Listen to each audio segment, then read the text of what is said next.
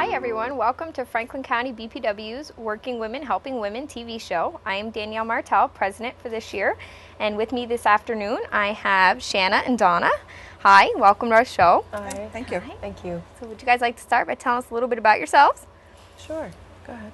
Okay, I'm recently retired from the U.S. Department of Agriculture, and I just finished up 1 year of being president of the Business and Professional Women for Vermont, so I can relax a little bit, and now I'm going to get back into some writing. Very good. Yeah, I'm Shanna Sheshubera, and I'm currently a full-time graduate student at St. Michael's College.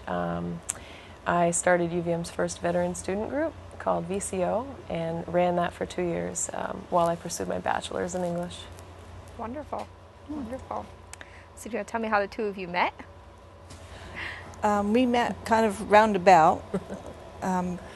BPW has a veterans program for women, but Vermont has never, initiated that program. So Tom Anderson, who was an assistant professor at Linden State College, formed a veterans club at that college. And they had an article in the paper about this major conference they put on in March. So I thought, I could get acquainted with them and do something with BPW at the same time. So I contacted them, and they invited me to come to their meetings. They meet every Thursday all through the semester for an hour. And so when our annual conference came up for BPW, I thought, we've got to have some speakers.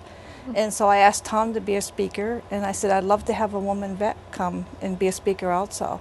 So he found Shanna, and that's how we met. I found her in the lobby at the J Peak where the conference was held. Well, that's great. Absolutely. That's great. So do you want to tell us how you came about your jobs? Or you're going to school? Sure. So I was a veteran. I'm a veteran. I was in the Air Force for almost 7 years, and so that gave me a lot of experience seeing the world and learning a lot of different things. And as I got out, I found that I needed to, I had some difficulties with the transition, going from what I knew to what I didn't know, which was the civilian world. So I kind of had a little bit of an interesting experience. I guess I was fortunate. I became a mother right off, so that enabled me to have a lot of a good support structure there.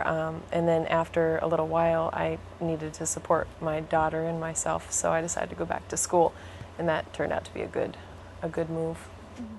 So while there, I did some online classes for a couple of years, and then I ended up applying to UVM, and I was accepted and finished up my bachelor's there. Great. Yeah. So would you like to tell us what you did before you retired? You were lucky enough to retire? Yeah.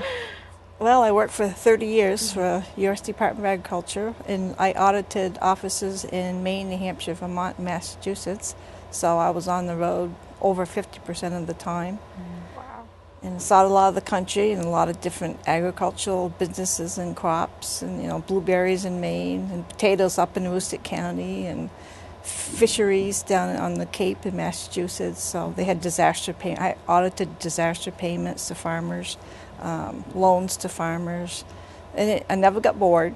Our programs changed every year because of Congress. They'd form a program, and you had to work on it, and so it changed all the time. So you never had a chance to get bored. And I know a lot of people throughout New England because of my job, so that's really nice. That's what I miss since I've retired, is I miss the people. I miss getting up in the morning and traveling down to Greenfield, Massachusetts, or Bangor, Maine, or I go get gas and go home. Right. So, and this past year I've been really busy with BPW. So, and prior to being at USDA, I worked at a lot of different jobs. I worked at CBS in New York. I worked for the New York City Public Library. I worked for a stock investment firm in Boston. I was a reporter for 2 years for the paper in St. Johnsbury. And I really liked that, except you start covering the same thing after 2 years. So I went to, when I got to Boston, I was going to get a job with a newspaper like the Boston Globe, but I didn't have a college degree. So got back home, worked for the Environmental Agency in Vermont for 4 years, and got sick of typing permits and decided to go to college. So I went to Johnson. As a junior because I transferred credits from community college and plus my work experience. So they transferred 60 credits. That was a big help. That's awesome. Yeah. So now I see why I want to go back to writing. Yeah. Yeah, hopefully I can. This past 2 weeks since the convention, I've just been cleaning house and, the past year everything has just been sitting there. Piles. Yeah, piles. So, next week. Right. Yeah. Great. Wonderful. So what do you see as your biggest obstacles in the upcoming years? Me personally? Or? Personally and professionally, yes. Yeah. Personally, I think it's just get myself to do the writing. Just get up every morning. I have a little studio space in Littleton, and I have a table and a couple tables. And I just got to get myself over there and start doing it again. I did it all last summer, and I had a couple of articles I was writing, so I want to finish those. So, but my obstacle's laziness. Your own worst enemy, right? Yeah, right. Well, I feel like I have one more year left to grad school, so it'd just be a matter for me of juggling everything that I juggle as a single parent of 2 awesome little children, both under the age of 10.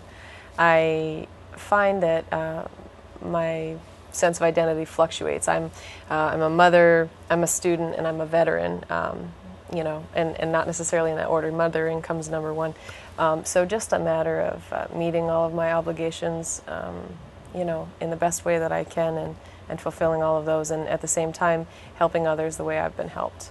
I have the pleasure to serve on the Governor's Veterans Advisory Council currently, as well as the Senator's Veterans Committee, and just trying to boost support of veterans. And my area of interest really is educational support, and I feel like that's really important for veterans to transition when they're transitioning out of the military, not necessarily to go directly into education, but to have something to kind of help them as they transition to that civilian life, which can be a very daunting and isolating experience. I think education is key when you're transitioning from anything in your life is Yes. important. It's hard to move on and do other things without having that, because you have such specialized training in the military to do certain things that it's hard to focus on other things. Yeah, it's hard to go on to a normal, regular life like everybody else. It's different. So That's one of the issues with the veterans on the Veterans Committee at Linden State is getting credits for the work in the military and get that transferred to college credit. I guess different colleges throughout the country, treat that each differently. That's it.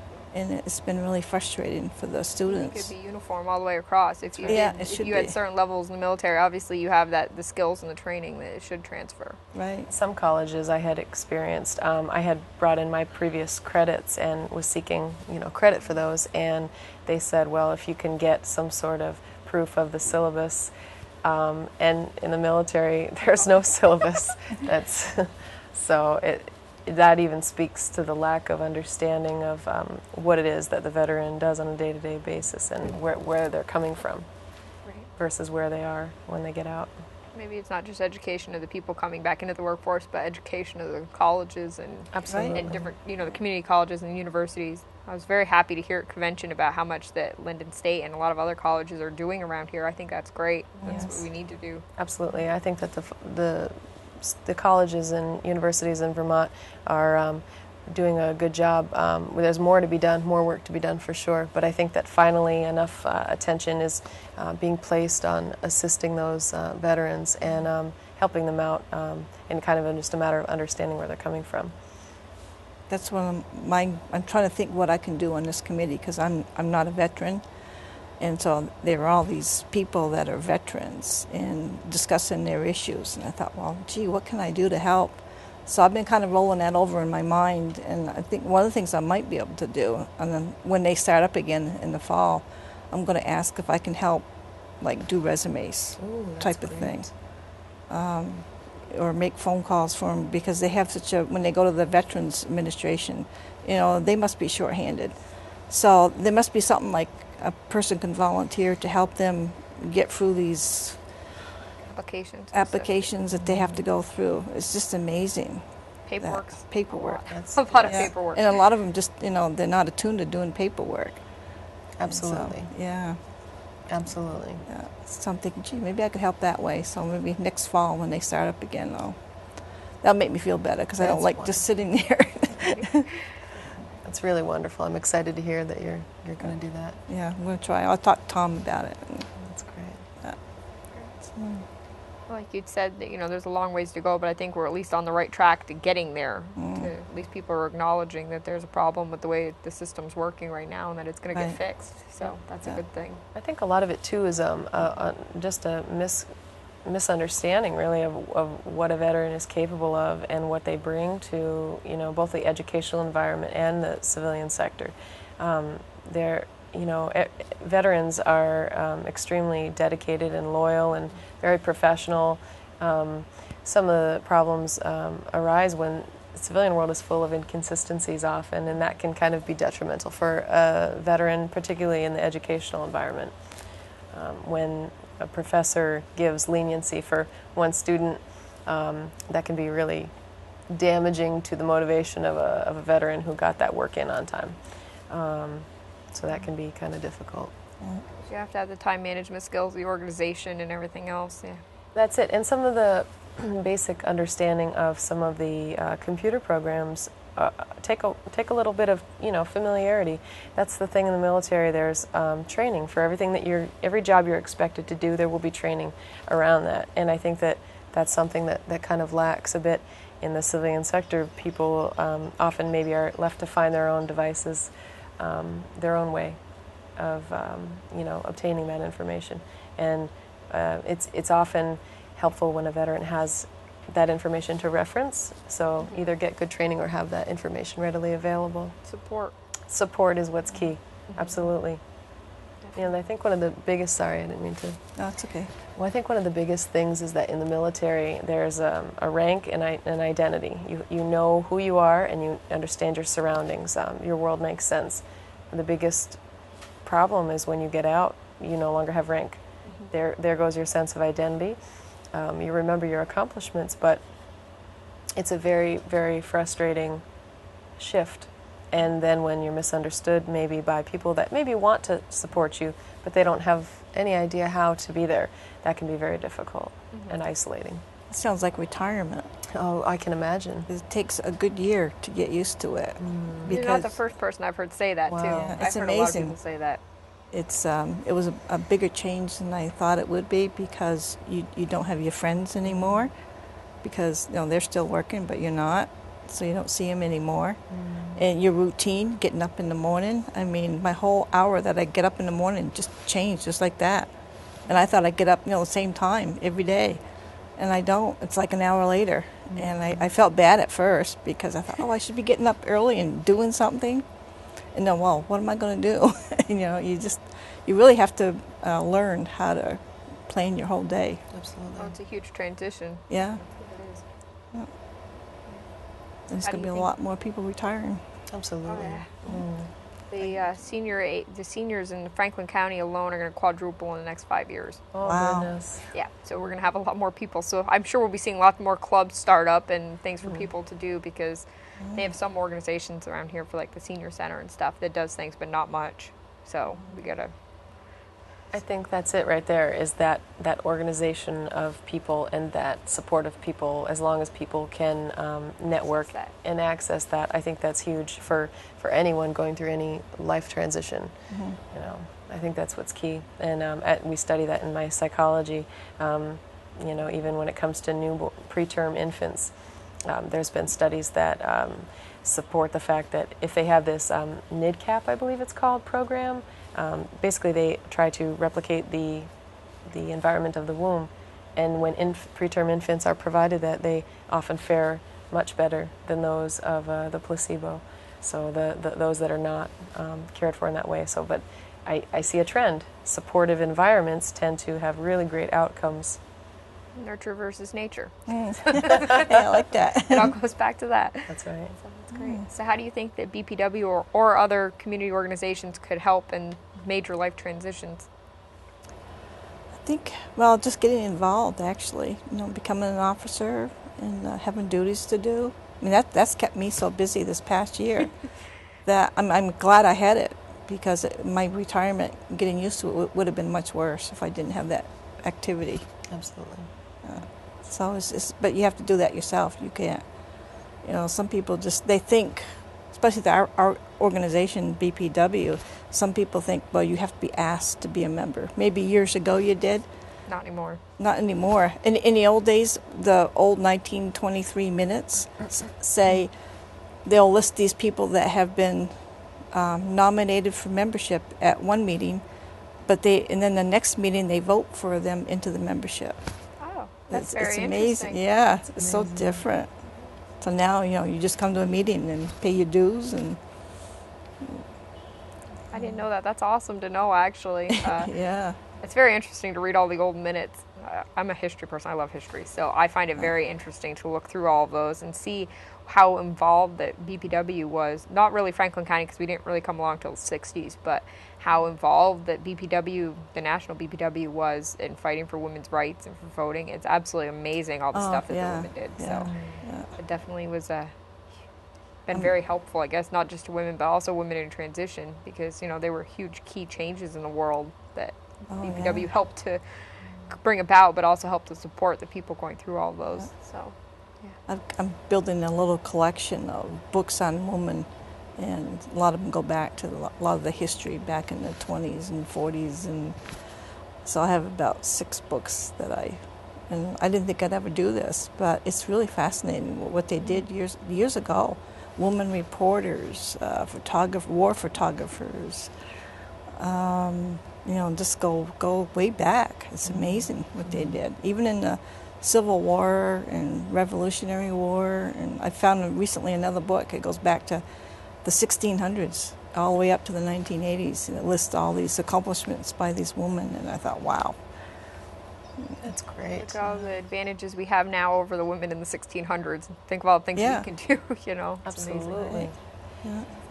So you asked what BPW and other organizations can do to support veterans and other folks going through life transitions. I think that one thing that might be really helpful is training of their personnel, their staff, basically. So if there can be some sort of dissemination of information about what it is to be a veteran, that might be helpful as these people interact with veterans and maybe work with veterans, because I think it's just important to understand where a veteran is coming from, and that can help people, because often they want to understand, they just don't know how to, and what's behind that.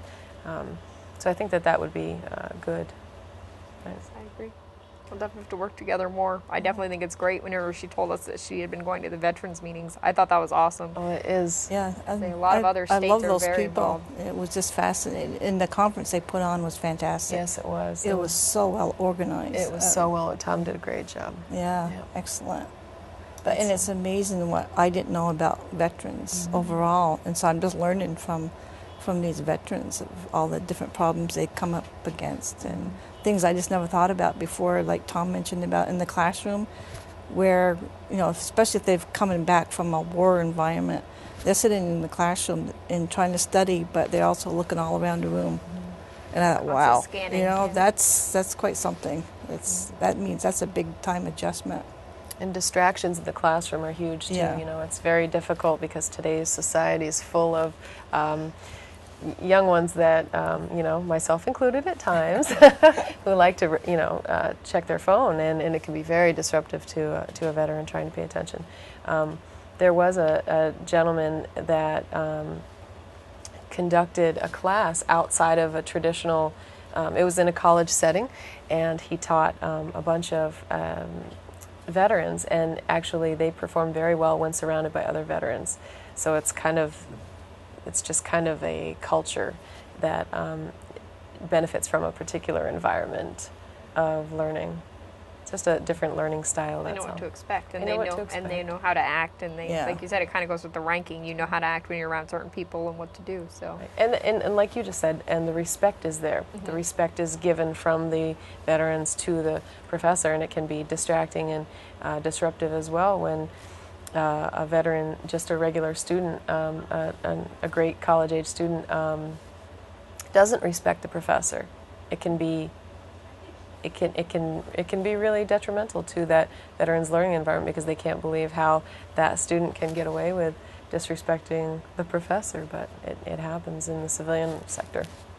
Right. It's amazing how many times during the Veterans Committee meetings I'll hear people say, "Yes, sir." Mm-hmm. You know, you just don't hear that everywhere. Yep. It's respect. That's Right. what it is. Yeah. Absolutely. It's great. I'm very glad you guys could join me today. Oh, we're Glad you excited to guys be came. here. I definitely think we need to do more between BPW and veterans, and I think Yeah, that's great. that's- So we definitely need you. to do more things like that, especially here in Franklin County, because you don't really hear about it that much up here for some reason. So, I think people don't realize that we are in a war, or more than one. right.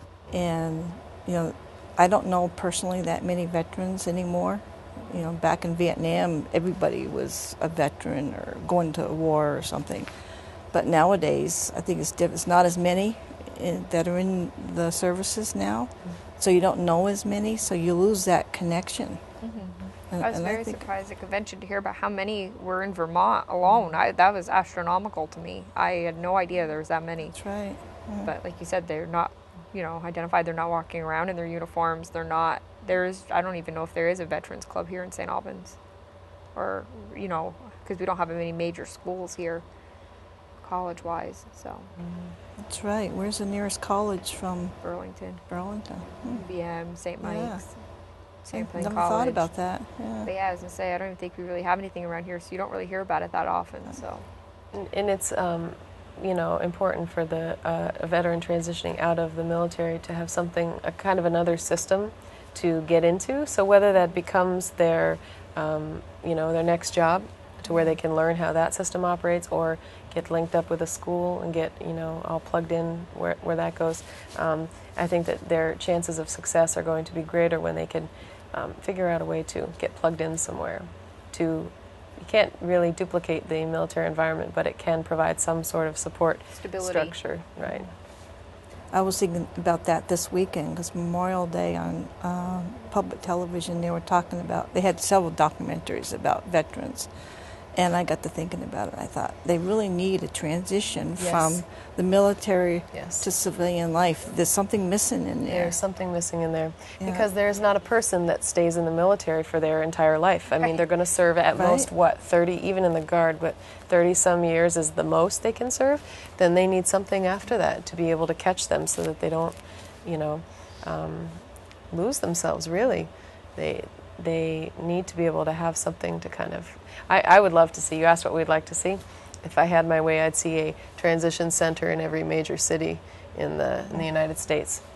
Not VA medical, because they do a great job at the VA, but something outside of medical care, because That's a there's good other point. aspects to it. there are other aspects. That's exactly Yeah. right. Yeah, that'd be excellent. That would be just wonderful. Point them to that center, and then it'd be taken care of. Something to work on. Something to build towards. Well, yeah, You have to have we- a goal in mind. Right. If it's a big Right. goal like That's a that, good you have to goal. have something to work towards. We could Yeah. start with Vermont. That's we could right. be trendsetters. That's right. Yep. We have a lot of control here in Vermont. We could Yeah. definitely. That is one good thing about being so small. Yeah. Absolutely. Right, because we have access to our senators, representatives, and She has access to the senators and the governor, so she's Yeah, she's yeah, all set. governor- yeah, well, She's already got all the yeah, connections. right. I don't know. I try. Right. What I try to do is I try to be a conduit. I'm not doing this sort of stuff to, make myself a shining star of anything. I'm just trying to become a conduit and provide support where people can have a greater chance of success and maybe not waste as much time as I did figuring things out. It can be, the process can be daunting. So if we can make that a little easier for someone else, that's what I'd like to do. Sounds like Building we got a better job. communities. We yeah. do have a job, don't we? Yeah. Yes, better. That's right. Building better communities. That's what the whole point is. Yeah. And providing that support. And I think that we're in a unique position here in the state of Vermont to be able to do that, because there are a few states that are as linked up as we are, True. Benefits to being small. Absolutely. Definitely. Not all the time. Sometimes it works against us, but in things like this where you're trying to work together with different organizations and groups and all of your congressmen and stuff, it works a lot easier. So Absolutely. a lot more available. So great. So wonderful. Is there any last comments you guys would like to make? No, I guess not. It just sounds like we've got work to do. We sound like we, yep, absolutely. Yep. Okay, great. But it starts with, everybody that, I'm thankful to BPW for inviting us here and, just working together, just looking to keep those, Connections. keep the connections going. Definitely. So thank you both for being Thank here. you. This You're welcome. afternoon. So thank you. So thank you all for joining us at home to watch Working Women Helping Women on Channel 15's TV show. Hopefully you guys can check out our website at bpwfranklincounty.com and join us at our June 18th meeting. Thank you.